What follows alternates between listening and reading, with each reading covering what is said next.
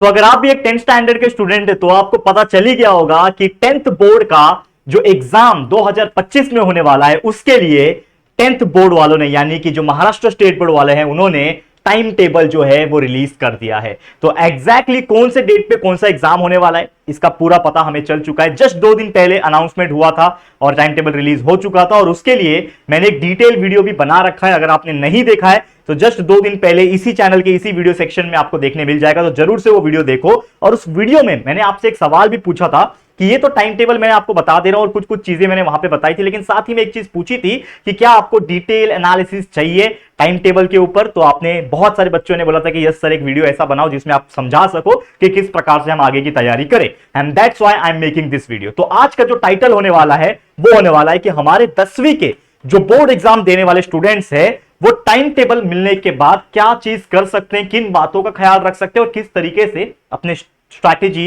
या फिर स्टडीज को बिल्टअप कर सकते हो। तो आइए जानते हैं। तो इस वीडियो को आप लोग जरूर से एंड तक देखना चाहिए, तो आप वीडियो की स्पीड को बढ़ा सकते हो 1.25 या फिर 1.5 की स्पीड से देख सकते हो। तो लेट्स गेट स्टार्टेड। तो सबसे पहले हम ये समझते हैं कि मैंने आपको एक चीज पहले भी बताया था कि हमारा जो बोर्ड एग्जाम है 10वीं का वो 21 फरवरी से शुरू हो रहा है। लेकिन मैं आपको एक चीज बताना चाहता हूं कि 21 फरवरी से जो हिंदी और मराठी मीडियम वाले स्टूडेंट्स हैं उनका एग्जाम शुरू हो रहा है। जो इंग्लिश मीडियम वाले के स्टूडेंट्स हैं, अगर मैं बात करूं टोटली प्योर जिनका इंग्लिश मीडियम होता है उनका एग्जाम अगर मैं बात करूं तो वो शुरू हो रहा है 24 फरवरी 2025 से। ठीक है, तो एक नॉर्मल तौर पे आप ये मान के चलो कि 21 फरवरी से 10वीं का बोर्ड एग्जाम 2025 का शुरू हो रहा है, लेकिन इंग्लिश मीडियम वाले का पहला पेपर जो होगा वो 24 तारीख को होगा। टाइम टेबल ऑलरेडी मैंने दे दिया है इंग्लिश का, हिंदी का और मराठी मीडियम का, तीनों का। तो आप हमारे वो जो 2 दिन पहले मैंने जो बनाया था वीडियो कि 10th board time table release, वो वाला वीडियो जरूर चेकआउट कर लेना। ठीक है, अब जो हमारा पढ़ाई है वो हमें जोरों से शुरू कर देना होगा, क्योंकि सबसे इंपॉर्टेंट थिंग ये होता है कि अगर मैं आज से देखूंगा तो बहुत कम समय बचे। जस्ट एक हफ्ते पहले मैंने एक वीडियो बनाया था लास्ट 3 मंथ स्ट्रैटेजी वीडियो, तो वो भी चेकआउट कर लेना। अगर आपने वो वीडियो भी नहीं देखा है लास्ट 3 मंथ स्ट्रैटेजी, तो उस स्ट्रैटेजी वीडियो मैंने एक एक चीज को बारीकी से आपको एक्सप्लेन किया कि इस 3 महीने में आप क्या कर सकते हो। तो उसको बना के भी लगभग 5-6 दिन बीत चुके, मतलब एक हफ्ता बीत चुके, तो मतलब हमारे पास 3 महीने से भी कम समय है। और इस 3 महीने को इस प्रकार से मेहनत करना है कि आपका जो टारगेट आप बनाओगे, आपका जो गोल आपने सेट करा हुआ है उसको आप अचीव कर पाओ। और अब कोई भी गुंजाइश नहीं है कि आप अपना समय को वेस्ट करें। अगर आप चाहते हो कि उस लेवल पे पहुंचना, अगर आप चाहते हो आप भी 80-90% स्कोर करें, तो यार अभी जो समय है ना इसको बिल्कुल वेस्ट मत करो। ये मत सोचो कि मुझे क्या करना है क्या नहीं करना है, बस लग जाओ काम में। जितना ज्यादा सोचोगे कि कल से करता हूं, परसों से करता हूं, अभी तो मेरा कुछ रेडी नहीं हुआ, प्लानिंग नहीं हुआ, अरे मेरे को इधर जाना है, मुझे ये काम करना है, अगर आप ये सब चीज करते रहोगे, सोचते रहोगे, तो इसी में उलझ के रह जाओगे और आपका पढ़ाई कभी कंप्लीट नहीं होगा, आपका सिलेबस कंप्लीट नहीं होगा, रिवीजन तो दूर की बात है। तो सबसे पहले आप लोग को यार अपनी पढ़ाई शुरू कर देनी होगी, और जितना हो सके आपके लिए हमने मेहनत कर रखी है हमारे इस चैनल के ऊपर, JR ट्यूटोरियल्स के ऊपर। आपको मैं बताना चाहता हूं कि आपके लिए पूरा सिलेबस पढ़ा रखा है, पूरा 10th स्टैंडर्ड का साइंस, पूरा मैथ्स, पूरा SST सब्जेक्ट्स को एक नहीं बल्कि 2-2 बार पढ़ा रखा है। जो प्रॉब्लम सेट्स होते हैं उसके सारे वीडियोस अवेलेबल है, जो एक्सरसाइज के जो कॉन्सेप्ट सॉल्यूशन होते हैं उसके वीडियोस अवेलेबल है, साथ ही में लाइव रिवीजन के वीडियोस, उड़ान बैच वाले वीडियोस प्रेजेंट है, वन शॉट रिवीजन प्रेजेंट है, हर चीज प्रेजेंट है। तो आप बस देखो यार, और कुछ नहीं बोल सकता। ठीक है, अब आ जाते हैं मुद्दे पे। तो सबसे पहले जो मैंने कैलकुलेट किया, अगर आप देखोगे तो हमारा नवंबर में हमारे पास सिर्फ 5 दिन बचे हैं, क्योंकि ये वीडियो शायद आपको मिल रहा होगा 24 या 25 तारीख को। तो अगर देखा जाए मोटा मोटा 5 दिन बचे हुए नवंबर में, दिसंबर में 31, 31 दिन, जनवरी में 31 दिन और फरवरी का 20 दिन बचा हुआ है। 21 से एग्जाम है आपका, मान लो, ऐसा हम मान के चलते हैं। तो कुल मिलाऊंगा तो मेरे पास कितना है 87 डेज। मेरे पास कितना है 87 डे। तो हमारा जो काउंट डाउन है वो बिगिन हो चुका है। जैसे कोई जो रॉकेट होता है वो लॉन्च जब होता है तो उसमें काउंट डाउन होता है, बराबर, T-102 मिनट्स, T-101, तो काउंट डाउन होता है। आपने देखा होगा सेकंड के हिसाब से भी, मूवीज में भी आया है। वैसे ही समझ लो ये हमारा काउंट डाउन शुरू हो गया T-87 डेज। और अभी आपको क्या करना है, जैसा मैं हमेशा बोलता हूं, आपका टारगेट बना लेना है कि यार मैं किसके लिए टारगेट कर रहा हूं। क्या आप 90% के लिए टारगेट कर रहे हो? कमेंट करके बताओ कितने के लिए टारगेट कर रहे हो। 90% के लिए कर रहे हो, 80 के लिए कर रहे हो, कि यार आप एक एवरेज ही रहना चाहते हो कि यार 60 भी बहुत हो गया सर, आगे देख लेंगे जो होना है। ठीक है, तो जो भी आप ईमानदारी से मुझे कमेंट करके बताना टारगेट करना। अब इसमें से 87 में से 30 दिन जो है बच्चा, वो 30 दिन में देना चाहूंगा लाइव रिवीजन के लिए। क्यों लाइव रिवीजन? अब इंपॉर्टेंट चीज क्या होता है कि हम कितना भी अच्छे से पढ़ ले, अगर हम रिवीजन नहीं करेंगे तो हमारा रिजल्ट उतना अच्छा नहीं आएगा। क्योंकि हम जब बहुत सारी चीजों को याद कर लेते हैं, बाय हार्ट कर लेते हैं, प्रैक्टिस कर लेते हैं, लेकिन हम डायरेक्टली एग्जाम में बैठ जाते हैं तो कुछ ऐसी चीजें होती है जो हमें लास्ट मोमेंट पे रिकॉल नहीं होती है। और रिकॉल नहीं होती क्यों नहीं होती? क्योंकि हमने रिवीजन उतना गहरा नहीं किया होता है। तो रिवीजन करना इज वेरी इंपॉर्टेंट थिंग। जितना आप रिवीजन करोगे उतना अच्छा। तो हमने ये डिसाइड किया, पिछले 2 साल से हम यही करते आ रहे हैं। हम उड़ान बैच लेकर आते हैं, लाइव रिवीजन करवाते हैं, जिसमें हमारे साथ बच्चे रिवाइज करते हैं और आपको भी अपने एंड से करना है। हम तो पूरे दिन में 1 या 2 घंटा आते हैं खाली लाइव, लेकिन आप लोग को अपने एंड से 7-7 8 घंटा वो सब चीज को रिवाइज करना है। तो हम ये सोच के चल रहे हैं कि 30 दिन, मतलब एक अप्रोक्सीमेट 87 दिन तो है, लेकिन अप्रोक्सीमेट में 90 दिन पकड़ के चलो। फिर भी आपके पास 30 दिन हटा दो, 60 दिन महीना, यानी 2 महीना आपको पूरा कंप्लीट सिलेबस करने के लिए मौका मिलता है।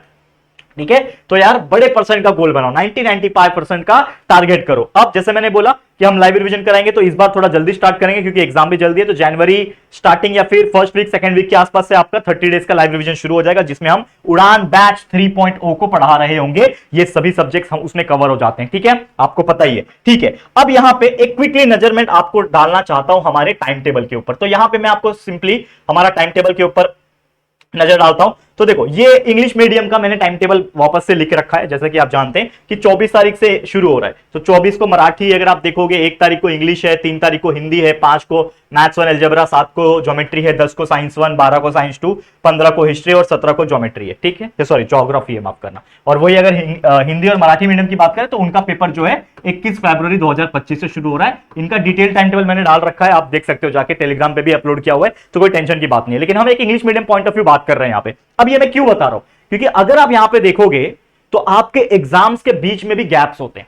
और बच्चे, मैं आपको एक चीज बताना चाहता हूं कि ये जो गैप्स होते हैं वो इसीलिए दिए होते हैं ताकि आप वापस से रिवीजन कर सको, और इसीलिए ये बहुत इंपॉर्टेंट होता है इसको यूटिलाइज करना। अब कैसे करोगे उसी का प्लानिंग बताने यहां पे मैं आया हूं। अब सबसे इंपॉर्टेंटली, सबसे पहले हम स्ट्रैटेजी बनाएंगे हमारा फेज 1, जिसमें हम ओनली स्टडी करेंगे। स्टडी करना मतलब याद करना, चीजों को मेमोराइज करना, क्योंकि जब तक आप मेमोराइज नहीं करोगे तब तक आप लिख नहीं पाओगे।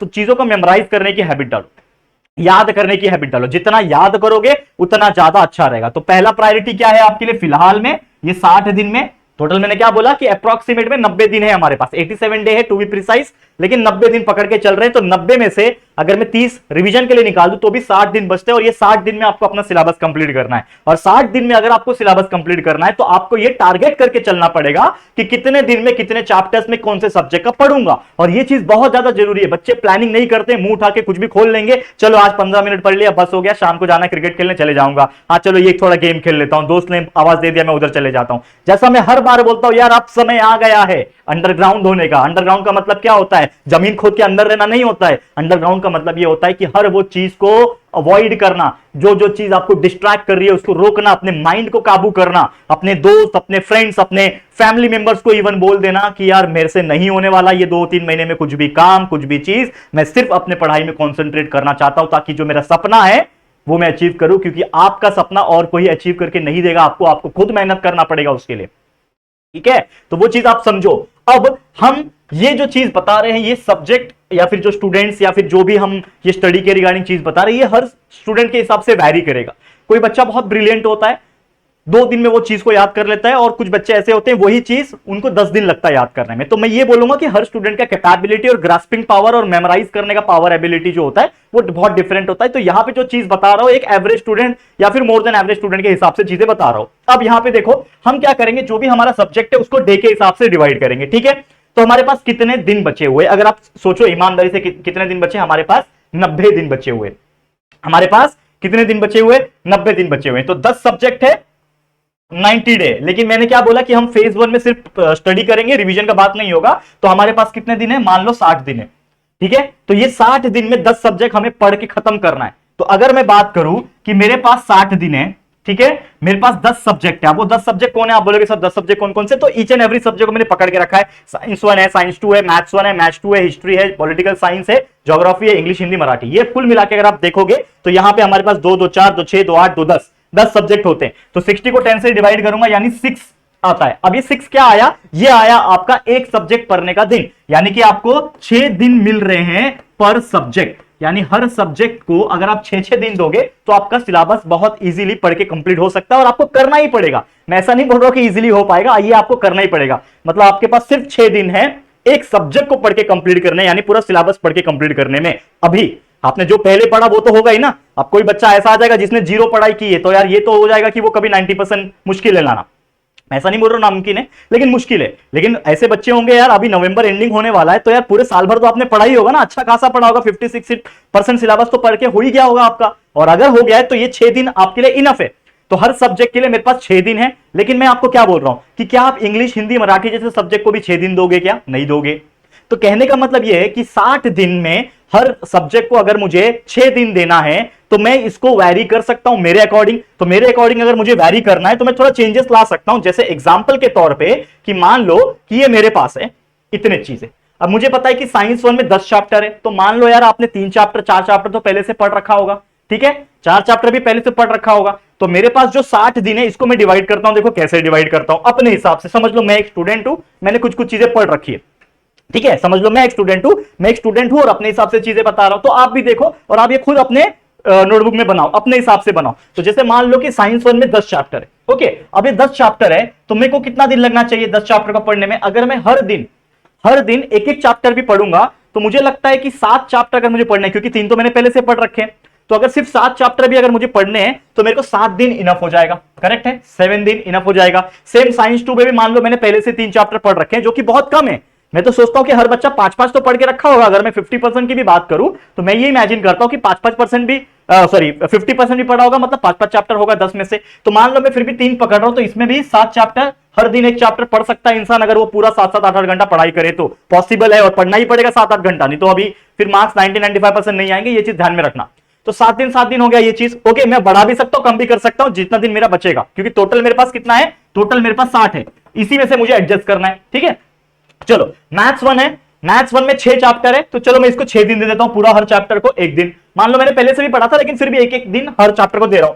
ज्योमेट्री के लिए 7 है तो मैं इसको 7 दे दिया, ओके, कोई दिक्कत की बात नहीं। अब हिस्ट्री है, 9 चैप्टर है, तो 9 चैप्टर, हिस्ट्री थोड़ा सा वास्ट होता है तो मुझे पढ़ने के लिए समय चाहिए, तो 9 चैप्टर पढ़ने के लिए मैं इसको पूरा 9 दे सकता हूं, या फिर चलो 10 दे देता हूं, कोई दिक्कत की बात नहीं है। इसको मैंने 10 दिन दे दिया, 10 दिन में मुझे 9 चैप्टर पढ़ना है, और बल्कि उसमें से भी आपने 3-4 तो पहले से पढ़ रखा होगा, कोई दिक्कत की बात नहीं। ज्योग्राफी को भी 9 चैप्टर के लिए मैंने 10 दिन दे दिया।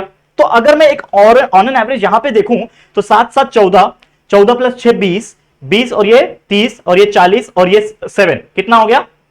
47 हो गया। मतलब अभी भी 13 बचे हुए मेरे पास, 13 दिन अभी भी बचे हुए। 5 चैप्टर पढ़ने के लिए पॉलिटिकल साइंस को 5 चैप्टर पढ़ने के लिए मुझे लगता है 5 दिन इनफ हो जाता है बच्चा, हर चैप्टर 1-1 दिन। पॉसिबल है कि नहीं? तो 5 दिन इनफ हो गया। फिर भी मेरे पास कितने बच रहे? 13 में से 5 गया, 8 चैप्टर बच रहे। अगर मैं इंग्लिश को मान लो 3 दिन दे दूं, हिंदी को मान लो 3 दिन दे दूं, और मराठी को 2 दिन, या फिर कोई भी इसको आगे पीछे कर लो अपने हिसाब से, तो मेरे पास कितने हो जाते हैं? कुल मिला के 60 दिन कंप्लीट हो जाते हैं। यानी इस तरीके से मेरे 60 के 60 दिन को मैं यूटिलाइज कर सकता हूं, ठीक है। बट ये मैंने किसकी बात की? ये सिर्फ तो मैंने बात की है आपके 60 दिन की, लेकिन अभी भी आपके पास 30 डेज है जो कि आप रिवीजन भी करोगे, और मुझे लगता है साथ में कुछ आप पढ़ भी सकते हो। तो ये 30 दिन और बचे हैं, और साथ ही में आपका जो एग्जाम के बीच में गैप है वो भी बचेंगे। तो अगर आप देखोगे जो मैंने बात किया कि ये तो आपको समझ में आ गया, ठीक है। अब आपका फेज 2 शुरू हो जाएगा। जैसे ही आपने अपना जो फेज 1 है, जो कि ओनली स्टडी, ओनली याद करना, यानी आप बोल सकते हो जो सिलेबस कंप्लीशन वाला फेज था वो कंप्लीट कर दिया, तो मुझे लगता है जनवरी 15 तारीख से या फिर जनवरी 20 तारीख से आपका रिवीजन शुरू हो जाना चाहिए। जनवरी 20 से फरवरी 20 तक आपका रिवीजन चलेगा, जो कि होता है 30 डेज का। तो जैसे मैंने बोला 30 दिन आपको करना है, तो 21 से एग्जाम है, 21 फरवरी से, तो उसके 1 महीना पहले यानी 20 जनवरी से आपका रिवीजन शुरू होना चाहिए। तो 20 जनवरी से आपका रिवीजन स्टार्ट हो जाएगा। 30 डेज कितने सब्जेक्ट? Again 10 subject. तो अगर मैं डिवाइड करूं तो मान लो मेरे पास 30 डेज है, तो मैं साइंस 1 को पढ़ने के लिए कितना दिन देना चाहता हूं? 5 दिन देना चाहता हूं। क्यों 5 दिन देना चाहता हूं? क्योंकि मैंने जब पढ़ाई किया तो मुझे 1 दिन 1 चैप्टर के लिए मिल रहा था, लेकिन रिवाइज करने के लिए 1 दिन में मैं 2 चैप्टर को रिवाइज कर सकता हूं, क्योंकि वो चीज तो मुझे पहले से आती है, बस मुझे वापस से रिकॉल करना है। तो 5 दिन इनफ, साइंस 2 के लिए 5 दिन इनफ, मैथ्स के लिए 6 चैप्टर है मतलब 3 दिन इनफ, मैथ्स 2 के लिए 7 चैप्टर है मतलब 4 दिन मोर देन इनफ हो जाएंगे। ठीक है, समझ में आ रहा है कि नहीं आ रहा है बच्चा? ओके। हिस्ट्री के 9 चैप्टर है, मतलब इसके लिए भी अगर देखा जाए तो ज्यादा से ज्यादा मुझे लगता है कि 4 दिन इनफ हो जाएगा। ज्योग्राफी के लिए 4 दिन इनफ, पॉलिटिकल साइंस के लिए 2 दिन इनफ हो जाएगा, ठीक है। और अगर मैं यहां पे कुल मिला के अंदाजा देखूं तो 5-5 10 होता है, 10 3 13, 13 4 17, 4 21, 21 4 25, 2 27 होता है। 27 डे हो गया मेरे पास, फिर भी मेरे पास 3 दिन बच रहा है, और इंग्लिश को एक दिन, हिंदी को एक दिन और मराठी को एक दिन दे दूंगा, जो कि मोर देन इनफ होता है, क्योंकि लैंग्वेज और ये ऐसा चीज है कि जिसमें आपको याद नहीं करना है, बस आपको समझना है, ग्रामर समझना है, राइटिंग स्किल कैसे लिखते हैं वो समझना है। टॉपिक्स तो ऑन द स्पॉट ही आता है, ऐसा नहीं है ना कि आपने पॉल्यूशन पढ़ के गए तो पॉल्यूशन ही आ रहा है, रट्टा मार के तो ऐसे जाते नहीं हो आप, राइटिंग स्किल को रट्टा मार के नहीं जाते हो, ग्रामर को रट्टा मार के नहीं जाते, क्योंकि एज इट इज कोई चीज आती नहीं है लैंग्वेज में, आपको समझना होता है जो प्रोसीजर है और उसके हिसाब से जो चीजें आती है उसको लिखना पड़ता है। तो एक दिन यहां पे रिवीजन के पॉइंट ऑफ व्यू इनफ हो जाएगा, और ये कुल मिला के आपका डायरेक्टली कितना हो गया, 30 डेज हो रहा है। मतलब इस 30 डेज में इस प्रकार से आप अपना रिवीजन कर सकते हो। तो देखो कितना मस्त प्लानिंग हो गया हमारा, और उसके बाद हमारा 21 फरवरी से शुरू हो जा रहा है हमारा एग्जाम। तो एग्जाम पे आ जाओ, ठीक है, कहां गया भाई हमारा एग्जाम, ये रहा हमारा एग्जाम। तो चलो मैं मान के चल रहा हूं 24 से, जो इंग्लिश मीडियम वाले हैं उनका 24 से, तो 24 से एग्जाम शुरू हो रहा है। तो अगर मैं बात करूं मराठी जो होगा, तो आपको क्या करना है, जो हमने ये रिवीजन प्रोसेस किया, तो ये जो मराठी है ना वो लास्ट में करना, यानी कि समझ लो किसी का 24 है, कोई इंग्लिश मीडियम वाला बच्चा है जिसका 24 को इंग्लिश का पेपर है, तो आप एटलीस्ट 22 तारीख और 23 तारीख को आप मराठी का ही रिवीजन करोगे, ताकि आप 24 को पहुंच सको। तो आपका जो मराठी का रिवीजन जो आपके 30 डे शेड्यूल में आ रहा है, वो मराठी को लास्ट में ही रखना, ताकि फ्रेश आपका जो आएगा वो मराठी ही आएगा। इस प्रकार से करना, समझ में आ रहा है। चलो अब मैं फिर से आ जाता हूं मेरे टाइम टेबल पे, कहां गया बच्चा टाइम टेबल, ये रहा, ठीक है, ध्यान देना, ठीक है।